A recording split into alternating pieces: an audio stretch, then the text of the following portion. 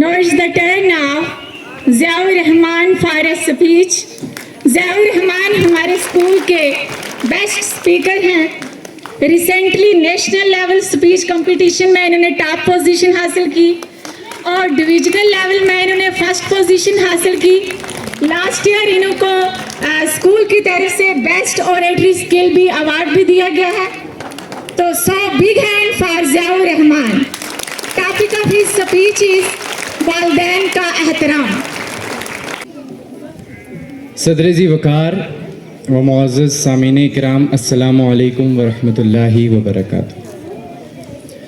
Muslim educational trust के 48वें यौम तासीस पर आज मुझे जिस उन्वान पर बात करने का मौका मिला है वो है वालिदैन का एहतराम.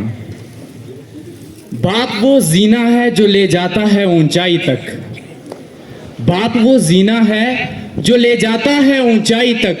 माँ दुआ है जो सदा साया फिगन रहती है. माँ दुआ है जो सदा साया फिगन रहती है.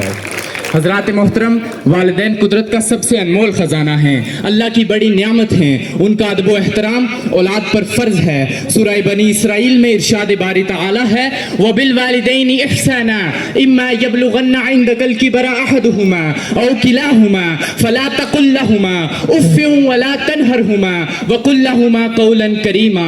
और अपने वालिदैन के साथ अच्छा सलूक करो.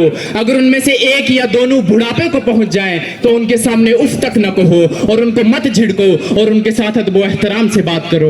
हजरात मोहतरम, वालिदैन के साथ हुस्न सलूक उस एहसान का बदला है जो उन्होंने बचपन में अपनी औलाद की परवरिश करते हुए किया. ऐ इंसान, तू उस वक्त बेबस था और मजबूर था जब तेरे वालिदैन ने तुझे पाला. तेरे लिए उन्होंने कितनी मुसीबतें और तकलीफें बर्दाश्त की. न जाने कितनी रातें जागकर तुझे मीठी नींद सुलाया. तेरी जरा सी तकलीफ दूर करने के लिए वो हजारों तकलीफों में मुब्तला रहे. तेरी भूख प्यास मिटाने के लिए वो खुद भूखे प्यासे रहे. उन्हें अपने लिए कपड़ा मुयस्सर ना हुआ लेकिन तुझे कभी नंगा ना रहने दिया. तेरी माँ ने बड़ी मुशक्कत के साथ तुझे अपने पेट में रखा और बड़ी तकलीफ के साथ तुझे जन्म दिया. तू 9 महीने तक उसका खून चूस चूस कर बढ़ता रहा.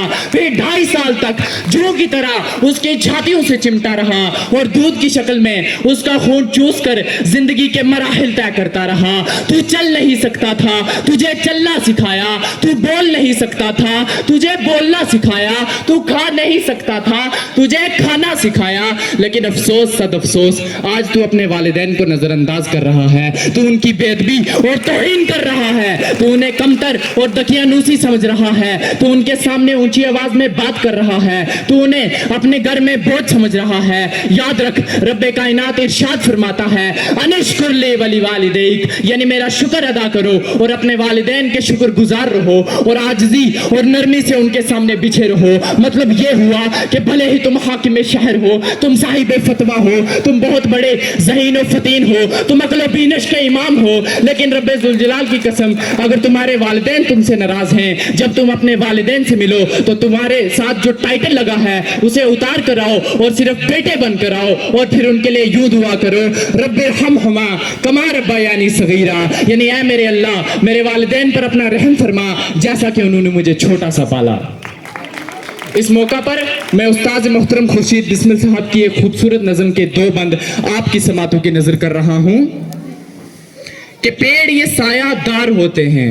वालिदैन पेड़ ये सायादार होते हैं, रहमतों की फुहार होते हैं. पेड़ ये सायादार होते हैं, रहमतों की फुहार होते हैं. टूट कर इनका एहतराम करो, ये तो दिल का करार होते हैं. और अब्बू जिनके करीब होते हैं, बच्चे वो खुश नसीब होते हैं. अम्मी जिनको दुआएं देती हैं, मौला उनके हबीब होते हैं. मौला उनके हबीब होते हैं. और किसी ने क्या खूब कहा है कि है खुश नसीब जिनके सलामत हैं वालिदैन. तवज्जो चाहूंगा, है खुश नसीब जिनके सलामत हैं वालिदैन, उनके सरूप साया रहमत है वालिदैन. बादे नमाज करता हूँ मैं उनका तज़किरा, मेरे लिए कुरान की आयत है वालिदैन. इस दौरे बेसबात में अल्लाह की कसम, इस दौरे बेसबात में अल्लाह की कसम, हर हाल में सिरापाए मोहब्बत है वालिदैन. जिंदा है वालिदैन तो फिर तुम पे फर्ज है, जिंदा है वालिदैन तो फिर तुम पे फर्ज है. इज्जत करो के लायके इज्जत है वालिदैन, इज्जत करो के लायके इज्जत है वालिदैन. और एक बार रूठ जाएं तो फिर सारी जिंदगी, ایک بار روٹ جائیں تو پھر ساری زندگی ملتی نہیں دوبارہ وہ دولت ہے والدین، ملتی نہیں دوبارہ وہ دولت ہے والدین۔ ایک صحابی نے عرض کی یا رسول اللہ صلی اللہ علیہ وسلم میرا بیٹا مجھے اپنی چیزوں سے ہاتھ نہیں لگانے دیتا ہے۔ آپ نے بیٹے سے پوچھا کہ تیرا باپ کیا کہہ رہا ہے؟ عرض کی یا رسول اللہ صلی اللہ علیہ وسلم اس کی عمر اب ایسی ہو گئی ہے کہ گھر کی ساری چیزیں خراب کر دیتا ہے۔ اس پر آپ صلی اللہ علیہ وسلم کی آنکھوں سے آنسو ٹپکنے لگے۔ آپ نے اس سے کہا کہ کیا تجھے یاد ہے ایک وقت تھا جب تو اس کی ساری چیزیں خراب کر دیتا تھا یا تجھے نہیں لا کر دیتا تھا لیکن کبھی ناراض نہ ہوا؟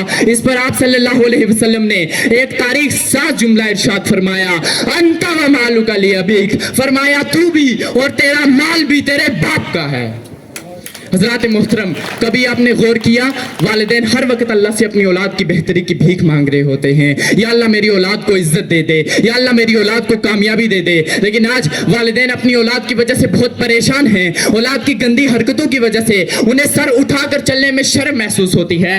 یاد رکھیں، آپ دنیا کی کسی بھی یونیورسٹی سے تعلیم حاصل کر لیں، آپ کی جیب میں کروڑوں روپے ہوں، لیکن رب ذوالجلال کی قسم اگر آپ کے والدین آپ سے ناراض ہیں تو آپ کو زندگی میں کبھی سکون نہ آئے گا، آپ کو زندگی میں کبھی سکون نہ آئے گا، آپ کو زندگی میں کبھی خوشیاں نہ رہیں گی۔ لہٰذا جن جن کے والدین زندہ ہیں وہ خدا را اس حسین موقع کو اپنے ہاتھ سے نہ جانے دیں ورنہ ساری زندگی پچھتانا پڑے گا۔